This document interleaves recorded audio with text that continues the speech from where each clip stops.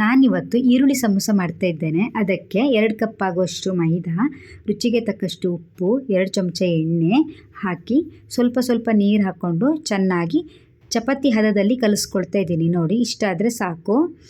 ಈಗ ಸ್ವಲ್ಪ ಸ್ವಲ್ಪ ತೆಗೆದುಕೊಂಡು ಉಂಡೆ ಮಾಡಿಕೊಂಡು ಚಪಾತಿ ಲಟ್ಟಿಸ್ಕೊಳ್ತೀವಲ್ಲ ಹಾಗೆ ಅಷ್ಟೇ ಲಟ್ಟಿಸ್ಕೊಂಡ್ರೆ ಸಾಕು.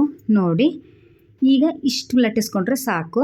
ನಂತರ ಅದನ್ನು ಸ್ವಲ್ಪ ಬಿಸಿ ಮಾಡಿಕೊಳ್ಬೇಕು. ಬೇಯಿಸುವ ಅವಶ್ಯಕತೆ ಇಲ್ಲ, ಸ್ವಲ್ಪ ಬಿಸಿ ಮಾಡಿಕೊಂಡ್ರೆ ಸಾಕು. ಎಲ್ಲದನ್ನು ಹೀಗೆ ನಾನು ಬಿಸಿ ಮಾಡ್ಕೊಳ್ತಾ ಇದ್ದೇನೆ.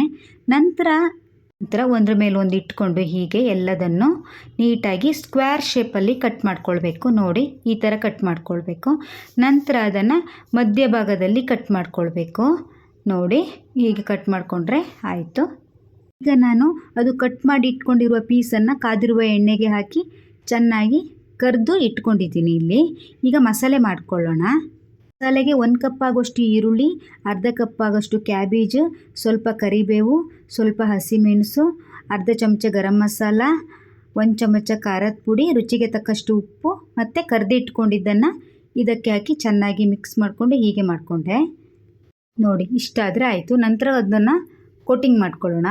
ಒಂದು 2-3 ಚಮಚ ಆಗುವಷ್ಟು ಮೈದಾ ಹಾಕ್ಕೊಂಡು ಸ್ವಲ್ಪ ನೀರು ಹಾಕ್ಕೊಂಡು ನೋಡಿ ಇಷ್ಟು ಆದರೆ ಸಾಕು. ಈ ಥರ ಕಲಸಿಟ್ಕೊಳ್ಳಿ.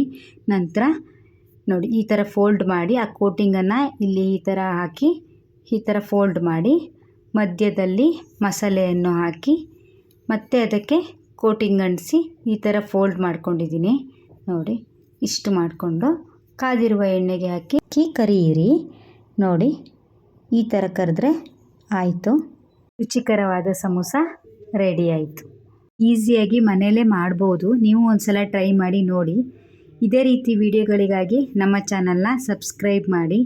Thank you.